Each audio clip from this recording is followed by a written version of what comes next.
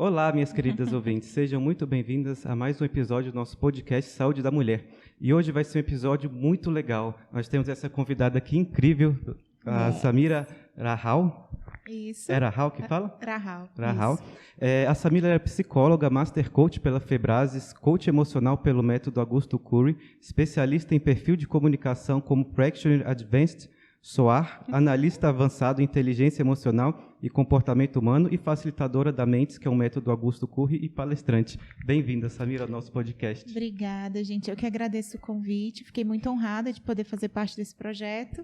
Obrigada. E vamos conversando, né? Ai, vamos, que legal. Honrados somos nós. Com certeza, ainda mais com essa introdução. A gente vai fazer um podcast só falando da competência e da qualidade técnica. Muito obrigada mesmo pelo convite, Samira. Eu que agradeço. Com certeza. E hoje vai ser um podcast muito especial, porque nós estamos em pleno Outubro Rosa. Outubro Rosa é um mês de conscientização contra a importância da doença do câncer de mama, contra a importância do rastreio, dos cuidados com relação a essa doença, ao diagnóstico precoce, a se evitar complicações maiores. E hoje nós temos a Samira, que é uma psicóloga que já ajudou muitos pacientes, ajuda muitos pacientes em várias doenças, várias questões nesse sentido. E ela veio a ter mesmo esse diagnóstico do câncer de mama. Agora, não só na parte psicóloga, ela passou também a experiência, entende a experiência na parte do paciente. E vamos poder conversar bastante hoje sobre isso, como que foi esse processo, para a gente conseguir ajudar o maior número de mulheres, o maior número de pessoas que estão passando por essa fase, que venham a passar ou que passaram, e várias outras doenças também, que é importante.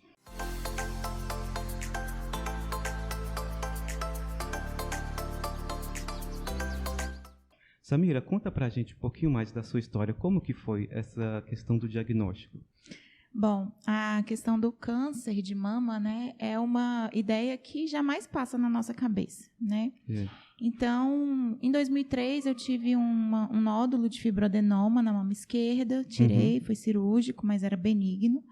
E aí, alguns anos depois, ele voltou na mama esquerda, né? Entendi. Então, eu fazia um acompanhamento de 6 em 6 meses, com ultrassom mamário, para ver como que estava esse nódulo, e aí ele estava estável, né? Quando foi em fevereiro desse ano, eu fui à ginecologista, ela pediu o exame, e esse nódulo parecia que tinha crescido um pouquinho, meio angulado, e aí o coração já acelera, né? Esse da mama esquerda. Da mama esquerda. Certo.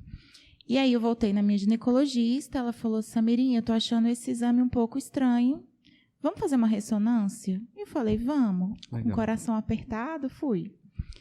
E na ressonância veio 3 pontinhos na minha mama direita, que não tinha sido identificado no ultrassom.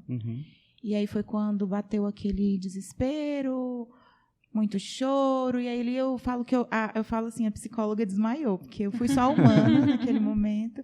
Foi quando eu conheci o Dr. Rodrigo. Faz parte. Levei os exames, né? Sim. Então, foi mais ou menos assim. Então, através da ressonância, a gente identificou a mama direita, fomos fazer a coribiópsia, né? Fizemos a coribiópsia, e aí na mama esquerda era o fibroadenoma, não tinha tido nenhuma alteração mesmo de tamanho, acho que tinha crescido um pouquinho. E na mama direita a gente identificou 2 carcinomas ductal in situ, que aí a gente vê lá carcinoma. Então, quando a gente vê carcinoma, Sim, a cabeça... já dá um medo. Dá um medo. Então, foi mais ou menos assim, né? Você quer que eu já vou falando tudo? Ou... Vamos lá. Quando Vamos você devagar, né? teve o diagnóstico, a notícia, como que foi assim, perceber essa notícia emocionalmente? Quais foram os primeiros medos que passaram na sua cabeça como você paciente? Consegue lembrar, assim, a primeira coisa que você pensou? Consigo. A primeira coisa que eu pensei foi que meu cabelo ia cair. E depois eu parei e falei assim, meu Deus, diante de uma coisa tão grande, eu estou pensando no cabelo, né? Isso. E aí eu fui pesquisar, fui ler artigos, e eu vi que o maior medo das mulheres, inicialmente, é a queda do cabelo. Sim. Com certeza, a gente repara, isso é uma questão muito importante. Geralmente, é a primeira coisa que elas perguntam com o diagnóstico. E assim, a gente não dimensiona o tanto que o cabelo é simbólico para a nossa autopercepção feminina, né? Sim. Tanto que isso é importante. Uma coisa que eu fico me perguntando quando você conta a sua história é assim, lá quando você descobriu o fibroadenoma, Você lembra da sensação de ter feito a investigação? Porque naquela ocasião era uma doença benigna, né? Mas até você descobrir que era uma doença benigna, tem toda uma investigação também. Tem. Você, assim, isso te ajudou agora na expectativa? Você acha que atrapalhou? Você consegue dimensionar isso? Boa pergunta. Não, porque foi em 2003, eu era muito novinha. Então, eu lembro que eu fiquei assustada, fiquei com medo, mas eu não imaginava que poderia ser um câncer. E já agora, aos 38, 39, que foi bem nessa transição, a primeira coisa que veio na minha cabeça foi, e se for um câncer? Né? Eu lembro que eu falei com o Dr. Rodrigo, mas se for, tá bem no iniciozinho, né? Não sei se ele vai lembrar. Exato. E eu chorei muito, e eu vivenciei muito isso. E aí depois vieram outros medos, né? Primeiro foi o cabelo, depois eu pensei na minha filha, que eu poderia ter isso e passar para ela. Em nenhum momento eu pensei que eu ia morrer. Mas eu acredito que isso passa na cabeça de muitas mulheres. Sim. Né? Porque eu acho que hoje existem várias formas de tratamento. E uma grande frustração e medo para mim estávamos tentando engravidar do segundo filho. Então, veio muito forte, agora acabou tudo, não vou poder engravidar, vou ter que fazer quimioterapia. Eu fui pensando no pior, já pensei que eu ia ter que comprar... Eu falei, eu não vou usar lenço, eu vou comprar peruca. E eu não tinha nem sido diagnosticada ainda, né? E aí eu falava assim, não vou usar lenço, eu vou comprar uma peruca vermelha. Então foram essas primeiras coisas. Agora, o diagnóstico de 2003, eu acho que não me ajudou aqui, porque eu acho que era outra Samira, era outra visão, era muito mais leve. Né? Agora eu acho que eu tinha muito mais coisa para perder nesse momento. E isso não é geralmente o que passa primeiro, né? Primeiro passa o cabelo, depois a gente vê que passa a questão de perder a mama, perder a areola, que são coisas bem definidoras do corpo feminino, da identidade feminina. Mas a gente sempre conversa, sempre vê paciente depois, acho que passa essa primeira fase meio de negação. Sim. No seu caso, não. Você tinha um câncer inicial, tranquilo. Mas algumas pacientes que têm cânceres um pouco mais avançados passam a sensação, eu acho que eu vou morrer, vou sabe? A sensação de morte iminente, isso geralmente não passa no primeiro momento, não sei se alguma estágio de negação, depois começa a passar isso muito forte. Você acha que você teve essa fase, assim? De negação? Tive. Negação, que são aquelas 5 fases do luto, que agora eu não vou lembrar direitinho, mas... Sim. Eu acho que eu fiquei muito tempo na negação. É mesmo? Quando eu descobri tudo e aí já tinha visto o que precisava fazer, eu falei assim, vamos tirar as 2 mamas. Eu falei, vamos tirar e vamos resolver. Isso. Acho que eu falei isso para você. Falou. Isso é um ponto que eu vou querer conversar também. Existem 2 tipos de pacientes. Eu queria até que você ajudasse a analisar psicologicamente essas pacientes para que a gente consiga... saber o que passa com elas, como que a gente consegue debater isso. Existem 2 tipos de pacientes. A paciente que não quer perder a mama de jeito nenhum, a paciente chega e fala, não, mas eu vou ter que operar, eu vou ter que tirar minha mama, vou ter que perder a mama. A maioria das vezes não precisa, mas tem alguns casos que tem que retirar a mama. A cirurgia agressiva, que a gente faz mastectomia radical, né? Hoje em dia, ela é minoria dos casos, mas às vezes acontece. Tem paciente que não quer, que acha que perder a mama é uma coisa muito grande, é um impacto muito grande, e por outro lado a gente tem outros pacientes que falam, não, quero que tira logo, que resolva, né? Que não tenha nenhum risco, e não quer, você propõe uma cirurgia conservadora que é resolutiva, às vezes você propõe uma cirurgia um pouco menor, a paciente não quer tirar a mama, quer tirar outra que não tem nada, muitas vezes, nem nódulos, nem nenhuma outra questão. E a gente sabe que mesmo a gente tirando as 2, a gente ainda tem um risco de câncer de mama, a gente não tira o risco 100% da paciente voltar a ter ou apresentar uma nova doença, mas tem pacientes que são assim, a gente tem pacientes que não acham uma perda muito grande tirar a mama, e tem outros pacientes que acham uma perda muito grande ficar com a mama. O que você acha sobre isso? Eu acho que eu fui essas 2 pacientes, no mesmo processo, Sim, sabe? Com certeza. Na verdade, quando a gente pensa, eu vou falar como pessoa e tentando trazer um pouco da psicologia. Sim. Quando a gente pensa, eu quero tirar, é porque eu quero resolver, eu não quero passar por isso de novo, claro, né? E a gente acha que vai resolver. Então, eu falei que eu queria tirar as 2. Quando o meu teste genético deu negativo, graças a Deus, eu comecei a chorar e eu falava para mim, eu não quero tirar a minha mama. Então, naquele primeiro momento, eu quis ser forte e resolver. Sim. Mas eu não tinha, talvez, entrado e aprofundado e tentado entender o que eu estava sentindo naquele momento. Entender o risco real versus o risco emocional. A emoção, às vezes, nos gera tomar algumas condutas, algumas coisas um pouco mais agressivas, né? Sim. E aí, quando eu vi que eu não precisava, eu chorei. E vai ser engraçado o que eu vou falar para vocês, mas eu conversei com o meu corpo. Eu acariciei a minha mama e falei, eu quero que você fique aqui, mas se tiver que sair... Então, foi um processo. Eu conversava comigo. Teve um dia que eu acordei de madrugada, porque teve insônia. E também faz parte da psicologia, né? A gente conversar com nossa criança interior. E aí eu não estava conseguindo dormir, aí eu peguei a minha mão e comecei a fazer carinho na minha cabeça e falava assim, Samirinha, vai ficar tudo bem, vai dar tudo certo. Então, eu acho que foram várias fases. Eu acredito que tem sim aquela mulher que fala, eu vou resolver, porque ela não quer mais passar por aquilo. E eu tenho uma irmã na família que teve, e ela foi muito forte nesse sentido. Mas primeiro ela viveu, ela foi lá no fundo, né, lá no fundo do poço, ela chorou, ela vivenciou a perda, e depois ela se tornou forte. Quando a mulher só é forte, aí eu já, como psicóloga, acredito que tem um buraco ali, que tem algo ainda que precisa ser visto e resolvido. Entendi. E talvez ela vá viver esse luto só depois do processo. Entendi. Você acha que teve alguma experiência de outra pessoa ou alguma conversa que você teve com os médicos que te atenderam ao longo do caminho, que você tem assim como um marco de percepção dessa experiência que deve ser bem traumatizante, né, bem intensa, de te ajudar a carregar isso assim, eu acho um pouco mais leve? No início, o que eu falo até em live, eu falei assim, gente, quando tiver alguém com esse diagnóstico, não fala relaxa. Não dá para relaxar, lembra, doutor Rodrigo? Eu só falei para ele assim um dia, só não pede para eu relaxar. Mas cada um que passou, cada um que falou. Então, eu lembro de várias pessoas. Eu lembro do meu pai, na primeira ligação que ele me fez, em que ele é economista e ele parecia um médico falando comigo. Falou, minha filha, você tem isso, e é isso, e isso. Porque ele já tinha a experiência da minha irmã, que era um outro tipo, né? Mas ele trouxe essa tranquilidade. O meu esposo mesmo, né? Nas conversas, no apoio. Todos os médicos que eu passei, o doutor Rodrigo eu achei fantástico, eu vou te elogiar aqui, porque ele é bem detalhado, ele mostra tudo. Então, não pareceu para mim ser aquele médico que fala, não, vai ficar tudo bem, e não fala tudo. Então, ele me trouxe muita clareza, eu acho que ajudou bastante. Né? Eu conversei com várias mulheres que tiveram, então, vários casos diferentes, de mulheres que passaram por quimioterapia e que foi muito difícil, de mulheres que não tiveram.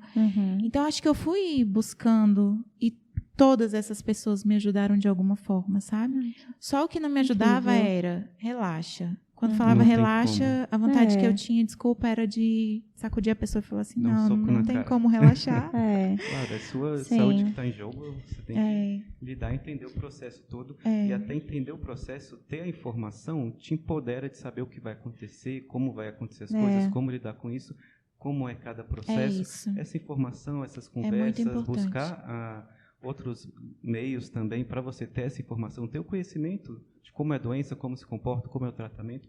Isso dá muito poder, isso ajuda muito a entender o que vai acontecer. Eu acho. A gente conversa, a gente discute isso muito. A minha formação na Onco traz uma vivência nesse sentido também, de que algumas pessoas elas não querem conversar sobre o diagnóstico, mas a maioria das pessoas elas não querem conversar sobre o diagnóstico como sendo uma coisa pequena e irrelevante.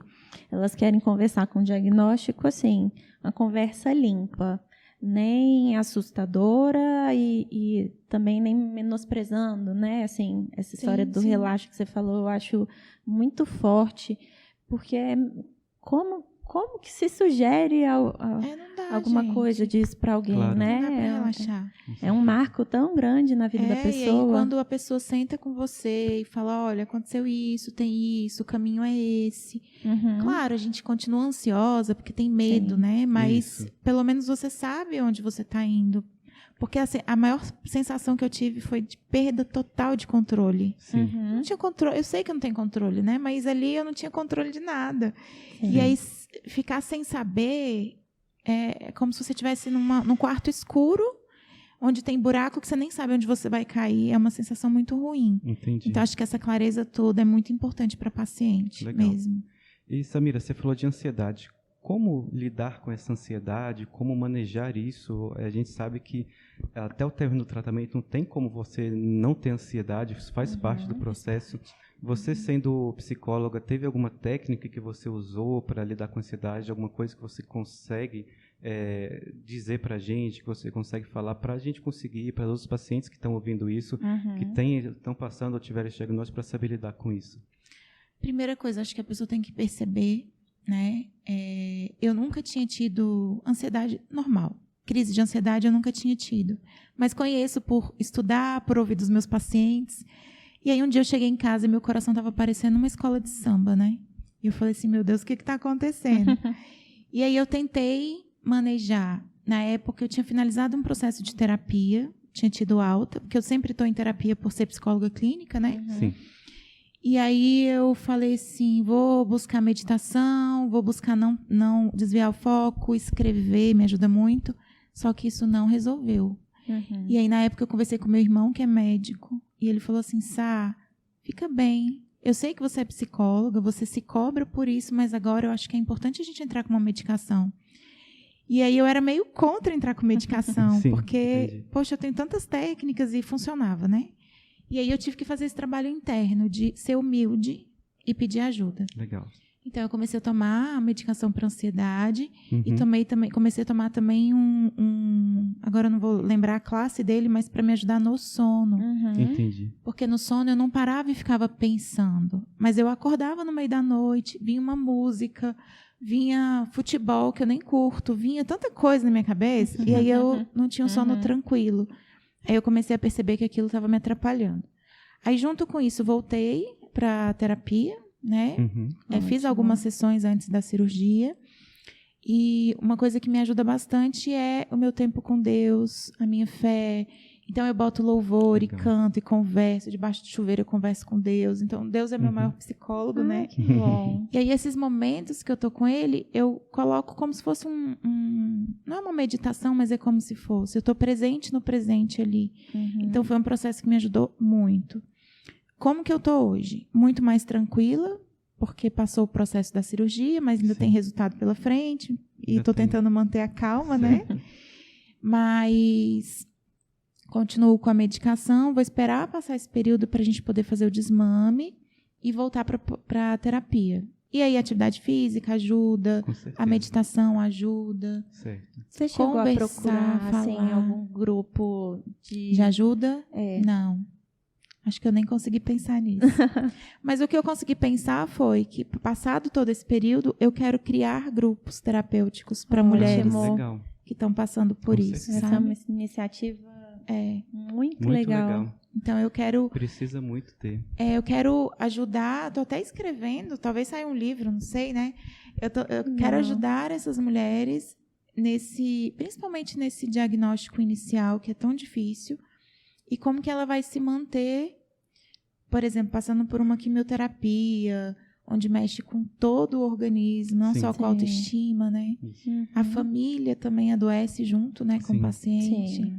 E entrando nesse tópico que você está entrando, como você acha que isso mudou sua visão profissional, às vezes sua maneira de atuar como psicóloga, essa experiência mudou alguma coisa que você agora faz diferente, que você agora acha que trouxe de diferente, às vezes, do conhecimento teórico que a gente tem na faculdade, que a gente tem da experiência de só ouvindo os outros por passarem disso? O que você acha sobre isso? Sim. A questão do processo da ansiedade já me faz ver diferente. Porque eu sabia teoricamente, agora eu sei na prática, né? A questão da empatia, eu acho que eu fui desenvolvendo no decorrer, né, da vida. Legal. Depois da maternidade, eu me tornei uma pessoa muito mais empática. E agora, eu acho que a empatia está maior, a sensibilidade está maior. Então, eu acho que a minha conexão, o entender, o ouvir e respeitar o outro, sabe? Eu já vinha trabalhando isso há muito tempo, mas eu acho que essa foi uma porrada, né? Muito grande, que mexe muito com a gente. E eu acho que valorizar ainda mais os detalhes, as coisas do nosso dia a dia, que às vezes a gente está tão no automático, né? Então, acho que isso entra também para os meus atendimentos, né? Valorizar mais ainda cada detalhe das sessões, dos meus pacientes. Eu já tinha muito isso, mas acho que agora está mais...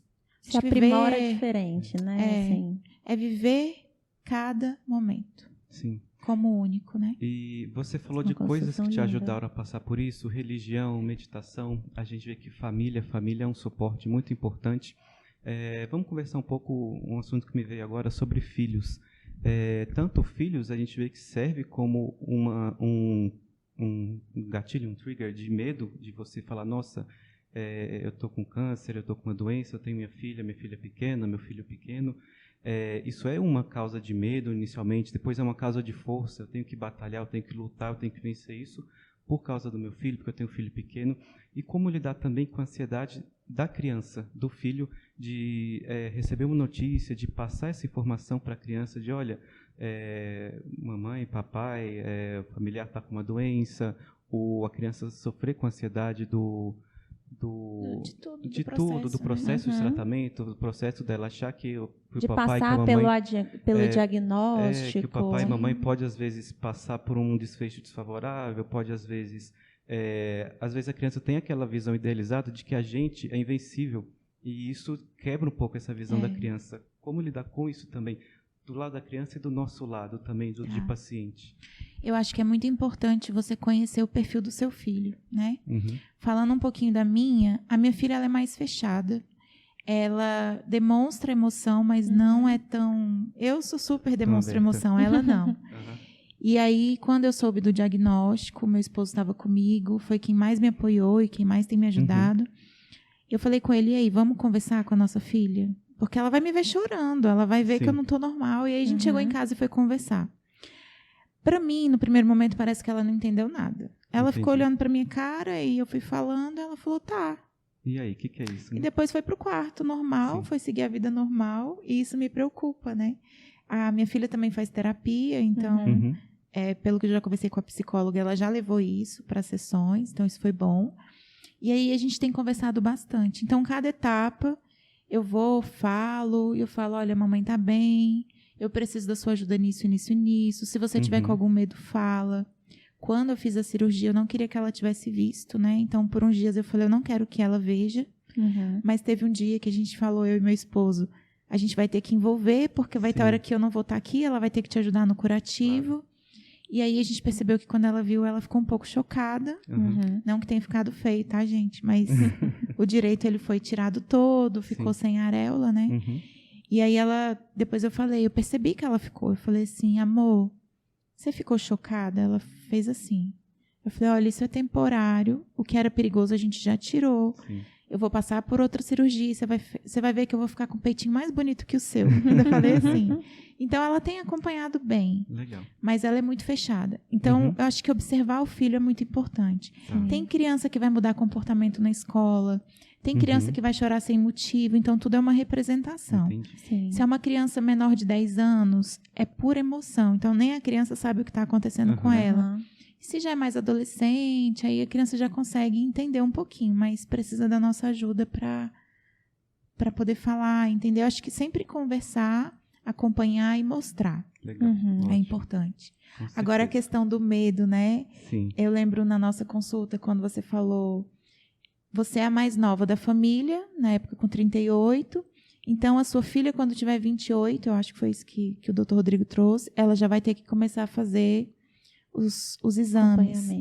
Então, eu confesso que nessa hora dá um medo. Você não quer, né? Que seu filho... E aí eu tenho orado muito para que nada disso aconteça, enfim, mas tenho essa consciência. Não é algo que eu tenha conversado com ela ainda, mas é claro que ela já entende e percebe que há um risco, né? Mas não é algo que eu vou tratar com ela agora, não. Vou deixar um pouquinho mais para frente. Não precisa, né? Não. Mas a gente sempre faz isso porque as mulheres têm muita preocupação de como vai ser, a minha filha tem um risco maior, a gente sempre conversa isso em consulta. A maioria dos cânceres, só para frisar aqui para as nossas leitoras, são cânceres esporádicos, em torno de 85% a 90% são esporádicos, apenas 10% a 15% tem alguma relação familiar. Mesmo assim, quando a gente tem uma história familiar, a gente costuma fazer uma investigação maior, às vezes fazer o teste genético, mesmo que o teste genético negativo, quando a história familiar é um pouco relevante, a gente costuma investigar os familiares mais próximos, começar uma investigação, um acompanhamento com 25 anos, para ter mais segurança mesmo. Sim. Porque você viu, você teve, infelizmente, um diagnóstico muito jovem, com 38, 39 anos. Você não estaria em nenhuma fase de protocolo de rastreio por nenhuma sociedade. Que a sociedade indica começar o rastreio aos 40 anos. Só para quem tem uma história familiar importante, e começaria 10 anos antes da familiar que teve, geralmente aos 35, mas assim, não era uma coisa ter feito mamografia, foi uma coisa excelente ter feito ressonância, não, foi um achado incrível ter achado nessa condição de inicial, não ter, esperado até os 40 anos para começar a fazer um exame de mamografia que fosse achar. Sim. Mas a gente vê no Brasil, em torno de 12% dos cânceres de mama, tem um estudo da nossa população, que chama Amazon, ele tem 12% da nossa população tem câncer antes dos 40 anos. E é um câncer que é difícil da gente rastrear. Então, isso tem um impacto, essas pacientes vão ter um impacto muito importante nisso. É diferente a gente, quando está jovem, ter um diagnóstico desse que a gente não espera que aconteça, quando uma paciente tem mais de 50, tem 60, que ela já acha que aquilo é uma possibilidade para ela. A gente não acha quando está nessa fase que você está, que a gente está. Sim. E uma outra coisa que você trouxe, que eu acho que é super importante, que é assim, não que a cirurgia ficou feia, a medicina evoluiu muito nos últimos anos. Eu acho que a gente vê isso de uma forma mais significativa ainda quando a gente está falando das doenças oncológicas. É assim, todo ano tem modalidade de tratamento nova para várias doenças. E essa parte do cuidado também, eu acho que é até importante a gente comentar com quem está ouvindo a gente, que hoje em dia não mínimas vezes que a gente precisa, são poucas, né? Não vou falar mínima, mas assim, são poucas as vezes que a gente precisa de uma cirurgia que tem um resultado estético ruim. Hoje em dia a gente tem várias outras técnicas surgindo também. Então, assim, quando a gente precisa fazer cirurgia com remoção de areola, a gente já tem modalidades de cirurgia que tentam reconstruir aquele aspecto. A gente tem uma modalidade que chama micropigmentação, que a gente consegue também trazer um resultado estético. E não é estético. Eu acho que estético não é ainda a palavra, né? Que eu acho que faz toda a diferença você se olhar no espelho e se reconhecer quando você está se olhando no espelho, assim, sem roupa ou tomando banho, e aquilo não te incomodar. Então, a gente ainda comenta muito assim do cabelo, mas tem essa parte que é mais local e é mais da individualidade, que a gente também está tentando aperfeiçoar como profissional, e eu acho que tem muita gente que não sabe, né? Não conhece que existem essas possibilidades. Sim, é importante falar. Quando eu fui no cirurgião, né? E aí eu tinha muito medo do que poderia, porque como eram 3 pontinhos em áreas diferentes, falou-se em tirar a mama toda, né? E que foi bom no final das contas, por conta do resultado posterior, então tirou tudo e, graças a Deus, a cirurgia foi um sucesso. E aí, quando o cirurgião começou a falar, olha, talvez eu não consiga aproveitar a sua areola. Sim. E aí eu olhei para ele e falei, não, doutor, a minha areola não, deixa a minha areola aqui. Aí ele mostrou foto, ele falou, a gente pode reconstituir na segunda cirurgia, porque vai ter que ter uma segunda. Eu posso tirar um pedacinho da virilha, e aí com a pele da virilha eu faço. Você pode tatuar também, né? E aí eu falei, não, eu acho que tatuar não gostaria. Então, eu fiquei mais com a possibilidade da pele da virilha. E aí, até no dia da cirurgia, eu não sabia exatamente o que ia acontecer. Mas todo o corpo clínico me preparou bem. Então, eu fui com a consciência de que aconteceria o melhor e que se eu perdesse a minha areola, ela seria reconstituída, né? E aí, tanto que quando eu acordei da cirurgia, eu não sabia se tinha colocado prótese, se tinha colocado expansor, se tinha areola, se não tinha areola. E aí, a minha sensação foi, né? Eu estava com a faixa, Aí, quando eu acordei, eu toquei. Que eu queria saber se eu estava com peito. Porque esse aqui eu sabia que ia estar aqui, mas esse aqui eu não sabia. Mas não deu para sentir, porque estava tudo dormente, né? Aí eu falei pro meu esposo, eu falei, olha o que está escrito naquelas caixinhas.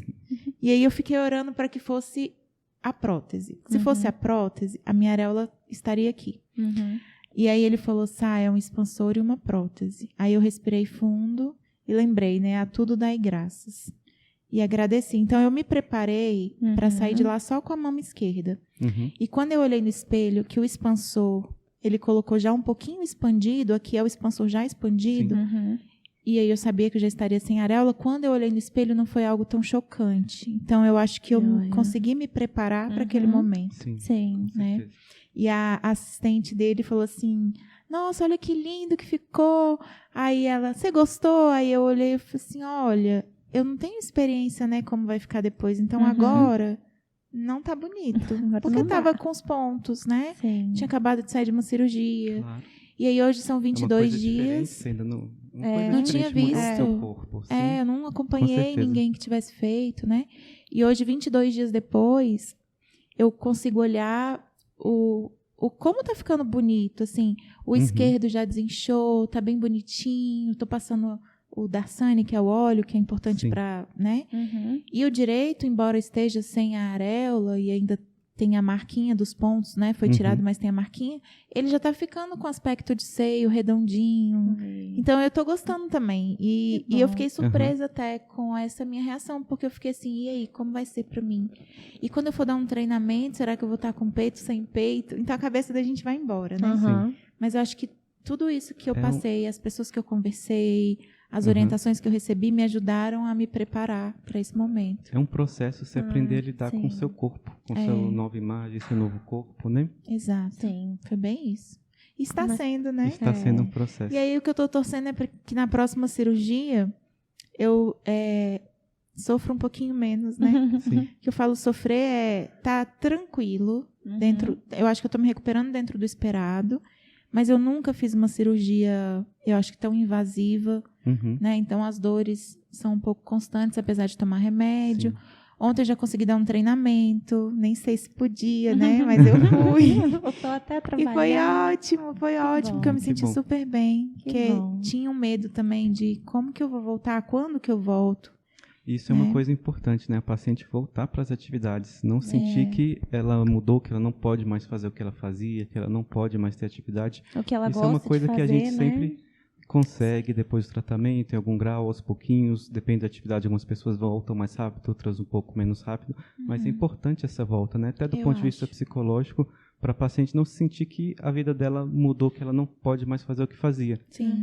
E a maioria das vezes ela pode, ela continua voltando a fazer o que fazia. Isso é muito bom. E foi tão bom. Eu falo do estado de flow, não sei se vocês conhecem, na psicologia positiva, é aquele momento em que você está fazendo aquilo que você gosta tanto, que você não vê o tempo passar. Entendi. Então, enquanto eu estava ali, eu não senti nada. O peito estava... Porque eu sinto uma sensibilidade muito forte, porque eu acho que incha, né? Não senti nada, eu consegui dar o treinamento todo, foi ótimo. Fiquei 2 horas ali em pé, como eu tô acostumada, com o saltinho mais baixinho. E foi ótimo. Cheguei em casa super animada, super disposta. Eu acho que foi, talvez, nessa semana que eu precisasse mesmo para dar essa revivada, sabe? Legal. Porque é o que o Dr. Rodrigo falou. A gente tem que ir voltando para a rotina e saber que a vida continua, que você tem seus planos, seus sonhos. Não acabou. Ai, que legal. Foi muito legal. Entrando nesse aspecto da vida não acabou, eu tenho lido alguns livros de autoajuda, filosofia, um pouco de psicologia. Tenho estudado um pouco a filosofia do Alfred Adler, que ele era um contemporâneo, né, do Freud, e tinha uma ideia um pouco diferente, de que o indivíduo ele não é pré-determinado pelo passado, não é uma consequência do passado, não é só analisando o passado que a gente define muito o futuro, e todas as pessoas conseguem, a partir de agora, mudar, desenvolver e tomar um novo ritmo para a sua vida, um novo ritmo psicológico.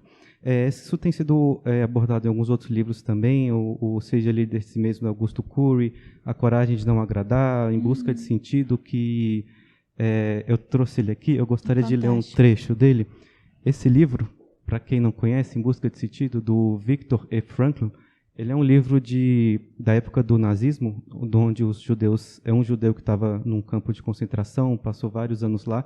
Ele refere a experiência de lá, uma experiência de como buscar a felicidade, buscar sentido, mesmo numa situação super adversa, como você está num campo de concentração, você não sabe em qual momento você pode morrer daqui a 5 minutos, amanhã, você não sabe qual é a sua expectativa de vida, e como que se consegue felicidade nessa situação. É um livro muito interessante para ler. Eu gostaria de ler esse trecho aqui para a gente debater, discutir. Sim. A psicanálise muitas vezes tem sido criticada por seu chamado pansexualismo. Eu, para começar, duvido que essa censura jamais tenha sido legítima. Parece-me, entretanto, que existe um pressuposto ainda mais errôneo e perigoso, o chamado pandeterminismo. E essa parte que é interessante agora para a gente. Refiro uma visão do ser humano que descarta sua capacidade de tomar uma posição frente a condicionantes, quaisquer que sejam. O ser humano não é completamente condicionado e determinado. Ele mesmo determina se cede aos condicionantes ou se lhe resiste. Isso é, o ser humano é autodeterminante, em última análise. Ele não simplesmente existe, mas sempre decide qual será sua existência e o que se tornará no momento seguinte. Dessa forma, todo ser humano tem a liberdade de mudar a qualquer instante. E tem outro trecho aqui do livro Seja Líder de Você Mesmo, que fala assim, foi um trecho bem legal que me marcou. A vida humana é belíssima, mas brevíssima. Envolvemos-nos em tantas atividades sociais que não percebemos o mistério que cerca a existência. Num instante parecemos eterno e no outro uma página na história. Samira, o que você acha que sobre esses trechos, com sua experiência de psicologia, como a gente lidar frente à vida quando a gente toma um tombo, quando a vida nos derruba, quando a gente está numa situação adversa, como é um diagnóstico de câncer, como é um diagnóstico de outra doença, como é uma situação adversa na sua vida que você não está conseguindo fazer ou ser o que você quer, como que a gente tira esse carga, desse condicionamento, dessa pressão externa da vida, do seu passado, para a gente mudar agora, no presente, para o futuro, para ser o que a gente quer, tanto emocionalmente quanto de sucesso pessoal. O que você acha sobre isso? O que eu vejo bastante, até em consultório, são crenças que a gente traz, né? Da nossa criação, de coisas que a gente aprendeu. E aí, o que eu percebo? Para você modificar, você tem que passar por um processo de transformação, que seja uma terapia, cursos aí que vão mexer com autoconhecimento, né? Para você tirar essas amarras que existem, né? E aí, uma situação, por exemplo, de uma doença, eu sou muito a favor da pessoa viver aquilo ali. Então, ela precisa não negar. Sim. Mas aí tem a primeira fase, a negação. Transitória. Mas tem que vivenciar, tem que se entender, tem que perceber. Eu falo, chora mesmo, fala sobre o assunto, escreve, percebe, sinta. Legal. E depois, você só tem 2 caminhos. Ou você vai viver nessa dor, né? Que muitas pessoas fazem isso. Ou você pode buscar estratégias, possibilidades. Sim. E aí, às vezes, a gente não consegue sozinho. E aí a gente precisa buscar ajuda.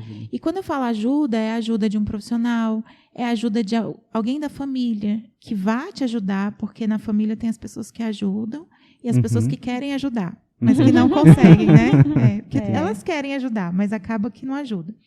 Então, eu consigo ver dessa forma. A terapia, ela ajuda muito. Terapia é um processo que, dependendo da linha, vai demorar mais. Tem terapia que é mais breve. A cognitivo-comportamental, que eu gosto. A psicanálise vai muito lá para o passado. A Adler já fala assim, de aqui para frente. Então, você não pode ser vítima dos seus acontecimentos. Então, é de agora para frente. Você é o que vão fazer. Sim. Isso. Tem uma frase de Jung que fala assim... Você não é aquilo que fizeram de você. Eu vou falar com as minhas palavras. Mas quem você vai ser com o que fizeram de você. Ótimo. Perfeito. Com as minhas palavras, tá? Porque não é bem assim a frase. Sim. Então, eu acho que é buscar ajuda. É ter a consciência, primeiro passo. E e agora o que eu vou fazer? Eu quero fazer diferente, mas eu não consigo. Porque a maioria das vezes a gente não vai conseguir sozinho, porque há uma amarra, há muitas crenças familiares, culturais, coisas que colocaram na nossa cabeça desde criança. Há um padrão de modelagem, de repetição. Então, se eu tenho uma família, pessoas que são mais otimistas, pessoas que são mais focadas para o futuro, que têm estratégia, talvez para mim seja mais fácil. Mas se eu tenho uma família muito pessimista, que acha que tudo é muito difícil, que Deus está castigando porque mandou uma doença dessa. Entendi. E às vezes que tem um histórico, uma questão mais para vitimista, né? A gente vê que tem muita gente que é mais vitimista. Eu não posso trabalhar porque eu tenho pressão alta. Eu não posso trabalhar porque eu tenho uma doença. Essa doença veio, então por isso que eu sou assim, sabe? A gente tem que overcome, tem que passar disso.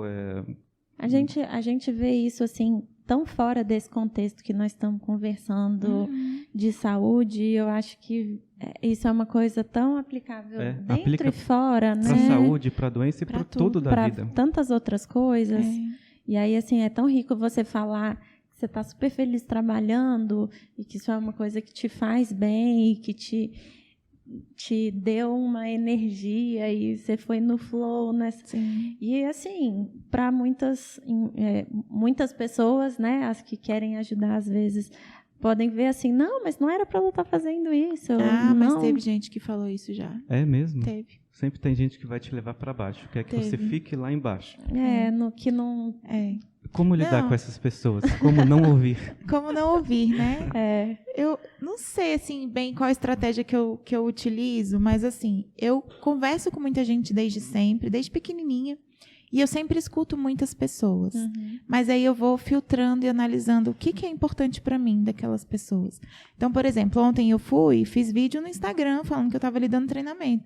Eu recebi áudio de gente falando assim, nossa, mas você já está aprontando, você tem que ficar quietinho em casa, não pode levantar o braço. Quem disse? A minha avó até hoje fica assim, não pode levantar o braço. Pode e deve. E eu falei assim, mas a minha fisioterapeuta que está fazendo comigo já falou que eu posso tal coisa. Semana que vem eu já tenho uma viagem programada, mas aí segunda-feira eu ainda vou no médico e eu tenho certeza que ele já vai me dar alta. Então não dá para parar. Exatamente. Claro, com certeza. Então, não é bom, não é saudável parar. Não é saudável parar. Agora, sim, eu confesso que teve uma fase, talvez essas 2 primeiras semanas, a primeira semana, né, depois da cirurgia, vem uma tristeza, vem um desânimo, parece que as coisas talvez não voltem a ser como eram. Como eu falei para vocês, tem o desejo do segundo filho, então vem muita coisa. Sim. Então, eu acho que eu precisei passar por essa fase. Teve o luto também, eu acho que vai ter momento que eu vou voltar, como, por exemplo, semana passada eu estava fazendo o exercício da parede, que você vai lá com a mão lá em cima, e aí foi um momento que eu entrei em conexão comigo e comecei a chorar. E meu esposo ouviu e veio, me abraçou e eu falei, eu tô conseguindo te abraçar. Eu não estava conseguindo abraçar porque estava doendo. E aí eu abracei e aí ele falou, chora, só chora, deixa sair. Foi ótimo. E saiu. E dali, pronto. Agora o que eu vou fazer? Então, acho que a gente tem que respeitar as nossas emoções nesse processo. Sim. E cada uma das fases dela, uma das fases. E não ficar afundada nas emoções, né? Então, vivenciou a emoção. Eu tenho uma cunhada que ela fala assim, ela é fisioterapeuta e ela estuda as emoções, moldando o corpo. É muito interessante. Numa palestra, ela falou assim, a gente tem 1 minuto e meio para sentir cada emoção, porque o cérebro tem uma descarga hormonal de 1 minuto e meio. Cientificamente falando, comprovadamente falando. Por que a gente fica com medo o dia todo, com raiva o dia todo? Por que a gente fica 10 anos sem falar com as pessoas que a gente ama? Porque a gente fica alimentando através dos pensamentos. Isso é uma coisa que é ativa, não é passiva. Né? Então, é determinar. Eu vou ficar triste, eu vou chorar, eu vou botar uma música aqui para eu colocar tudo para fora, sei lá, por 10 minutos, por meia hora. E depois você vai ter que buscar alguma coisa que te faz bem, vai conversar, vai abrir a janela, vai orar, vai dançar, para que você consiga se restabelecer, né? Incrível. Legal. É bem isso. Muito legal, Samira. Excelente conversa essa que a gente está tendo. Você é fantástica. Que bom que vocês estão gostando. Demais. Você lidou com essa doença muito bem. Isso foi muito feliz de ver. Fui muito feliz de ver o tratamento dando certo, você dando certo. E isso é uma coisa que eu vou falar para aqui com vocês. A gente fala, eu acho que eu falei isso para você, a gente sempre fala, sempre falo com minhas pacientes, seja positiva, fique bem, enfrente essa doença bem. A gente vê que as pessoas, quando elas enfrentam, falam, o tratamento vai dar certo, vamos lá, vamos fazer isso, o tratamento dá certo. O tratamento tem tudo para dar certo. Mas tem pessoas que eu já tive a oportunidade de acompanhar, principalmente quando eu estava no hospital de base, alguns casos que a gente viu de pessoas que tinham cânceres que não eram agressivos, assim, não eram avançados, não era nada assim demais, era uma coisa que tinha tudo para um tratamento ser simples, curativo e pronto. Só que a pessoa era tão negativa, era tão... sabe, fala, doutor, eu sei que ainda tem doença, eu sei que ainda tem, você tira tudo, a cirurgia foi bem feita, eu sei que não sei o que, eu sei que essa doença vai voltar, não sei o que, fica às vezes tão negativa, tão vivendo a doença, que você observa que o tratamento, muitas vezes a doença volta, é uma coisa que você não entende, sabe? Isso é muitas pessoas tão positivas, tão acreditando no tratamento, tão enfrentando, vai dar tudo certo e dá. Às vezes, se a pessoa é muito negativa, sempre acredita que não vai dar certo, muitas vezes não dá, e a gente consegue explicar por quê, porque foi tudo feito direitinho, tudo perfeito, e a gente vê que esse estado emocional da pessoa, essa emoção no tratamento de câncer, de doença com esse sentido, coisas que a gente não consegue explicar 100%, mas influencia muito também no como que vai ser, como que vai o outcome de tudo, como que vai ser o tratamento, a vida da pessoa, é uma coisa bem interessante isso. E eu lembro bem na nossa consulta que você falou assim, eu perguntei das questões emocionais, né? Que eu também estudo a psicossomática, a metafísica da saúde, que fala dessa projeção no corpo de emoções que estão ali, pensamentos. Legal.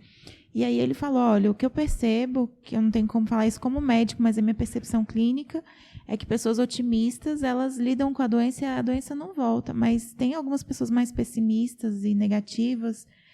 E aí eu trouxe isso também para a minha vida. Legal. E tem momentos, gente, que eu não vou mentir, tem momento de baixa. Com certeza, faz parte. Mas faz parte. E eu tenho duas pessoas, eu tenho muitas pessoas, mas eu tenho duas pessoas que têm sido essenciais nesse momento. Uma é meu esposo, que está aqui, e o meu pai. Legal. Que são pessoas que estão me acolhendo e falam coisas muito positivas. Meu pai, quando eu liguei para ele, ele falou assim, minha filha, o pior já foi. Se tinha alguma coisa aí, já saiu. Você não tem que ficar... Ele fala assim, você não é peru para sofrer antes do Natal. Vamos ser peru. E, querendo ou não, são coisas que estão me fortalecendo também, né? Então, acho que se rodear de pessoas otimistas também vai ajudar. Sim, com certeza. E não dar ouvido mesmo para as pessimistas. Porque tem gente que vai e se envolve com gente pessimista e começa a falar junto, né? Então tem que ter esse cuidado. Legal. Com certeza. Samira, tem alguma outra mensagem que você gostaria de deixar diretamente para as pacientes que estão nos ouvindo, que estão passando por esse processo igual a você, que tem esse fase de diagnóstico? Você gostaria de falar alguma coisa para elas? Alguma mensagem de estímulo? Eu só não vou falar relaxa, tá? Não. Está proibido a partir de agora. Assim, o que eu posso falar para essas mulheres é que em nenhum momento, pelo menos para mim ajudou muito, eu pensei, por que eu? Não pensei nisso. Não joguei a culpa para Deus, como muitas pessoas fazem. Legal. Mas eu fiz uma retrospectiva, né? O que poderia ter causado, né? E aí eu vi muitas ações que eu posso e devo melhorar. Porque tem questões emocionais, tem questões genéticas, tem questões emocionais, tem questões de alimentação, estilo de vida, saúde. Então, o que eu posso dizer nesse momento é acreditar no tratamento, olhar para si com amor, né? E entender que... eu não vou dizer que Deus está permitindo que você passe por isso, porque eu não concordo com isso. Sim. Mas eu concordo que Deus me deu livre-arbítrio e eu passei por isso, por algum motivo que talvez eu nunca descubra, mas vai depender de como eu vou sair disso, né? E muitas vezes não tem esse motivo, ele não existe. É uma coisa aleatória. Mas as pessoas falam muito, sabe? Deus permitiu que você passasse para você aprender alguma coisa. Tá, mas não vamos entrar nesse aspecto, né? Mas se está passando por isso, vou falar igual meu pai fala, tem que enfrentar. Então, como é que você vai enfrentar isso? Você vai ser aquela mulher que vai buscar se cuidar, vai buscar se amar e vai fazer o que tem que ser feito? Ou você vai ficar achando que a vida acabou e que nada mais tem jeito? Né? A gente vê muitos casos de cânceres que estavam muito avançados, as mulheres estão ótimas e estão vivas e estão felizes e estão vivendo. Mulheres que tiveram filhos depois também, eu vi vários casos. Então, a mensagem que eu tenho é, vivencia isso, sabe? Se perceba, busque ajuda e se agarre a alguma coisa que vai te levantar. Que sejam pessoas, que seja fé, que seja o otimismo, que seja a leitura. Então, coisas que vão te levantar. Achar um sentido. Achar um sentido. Em busca de sentido. Em busca de sentido, achar o sentido. Legal. Tem outro livro também para eu acrescentar, que aí eu vou ver se eu lembro do nome aqui. A Morte é um dia que vale a pena viver. Vale a pena viver. Doutora Ana Cláudia Quintana. É um livro excelente também. Legal. Eu já tinha lido ele antes. Legal. E também faz muito sentido para esse momento. A gente vai deixar todas essas recomendações de leitura aqui na descrição, tá? Se vocês gostarem do livro, podem comprar pelo link, você não paga nada mais por isso, ajuda a gente aqui no canal. Mas são livros excelentes para a gente ler, para a gente recomendar aqui. Esse é um... E aí, até para quem está assistindo entender, não fala nada de morte. Tem gente que fala, eu não vou ler porque fala de morte. Fala muito mais de vida. Legal. E a morte é isso. A morte não é uma coisa que acabou, mas a gente tem que entender ela para entender o que nós temos de vida, o que nós temos a ganhar, viver agora. E não pensar nela, mas pensar no que ela é exatamente o que nos permite viver a vida. Sim. Porque a nossa condição de mortal é o que nos permite aproveitar a vida e levar isso sempre para um lugar onde a gente quer chegar. Sim. A sensação de finitude, né? Sim. Isso. Eu acho que, assim, para a gente encerrar a nossa conversa, retomar que esse mês é o Outubro Rosa, vou fazer minhas suas palavras, que a gente tire esse mês mais do que a gente já tira os outros meses, que a gente tire esse tempinho para olhar para si mesmo com amor, para a gente se respeitar. Quem está doente, se respeite. Quem não está doente, respeite a doença do outro, né? E respeite a si mesmo também nesse seu momento. E todo mundo, independente de qualquer coisa, que não relaxe, não fale, relaxe, e que a gente consiga tirar esse mês para ter um momento autorreflexivo e de crescimento, sempre se olhando com amor, que eu achei muito bonito. Sim, que bom. Legal. Eu gostaria... eu queria só falar uma coisa que foi muito importante para mim, que você me falou. Quando a gente vai fazer os nossos exames, eu acho que é importante falar sobre o ultrassom da mama. Sim. Quando eu fiz o primeiro, não identificou nada. E aí o Dr. Rodrigo me chamou a atenção que o ultrassom vai depender do profissional que faz. Com certeza. Então, o profissional, ele tira uma foto e o mastologista, quando ele vai ver, eu acho que o mastologista primeiro, né? Ele vai ver a foto que foi tirada. Então, minha sugestão é que as mulheres busquem médicos referenciados para fazer esse ultrassom. Porque não é o exame que dá para ver tudo como a ressonância. Não sei se eu estou conseguindo ser clara, né? E como a mamografia também, que não depende do laudo, a gente tem sempre a imagem de qualquer pessoa que veja, vai saber interpretar, independente do que está escrito. Porque eu poderia não ter visto e poderia não ter passado por nada disso agora, mas lá na frente poderia ser algo pior. Sim. Né? Então, para buscar pessoas de referências indicadas. Isso é uma grande mensagem para um grande aprendizado, com certeza. Eu gostaria de agradecer sua presença, Samira. Foi uma presença ilustre, muito legal aqui. Foi muito bom nossa conversa, agregou bastante para a gente. Fico muito feliz por você ter aceito o convite. Como que as pessoas te acham na rede social? Meu nome é facinho, né?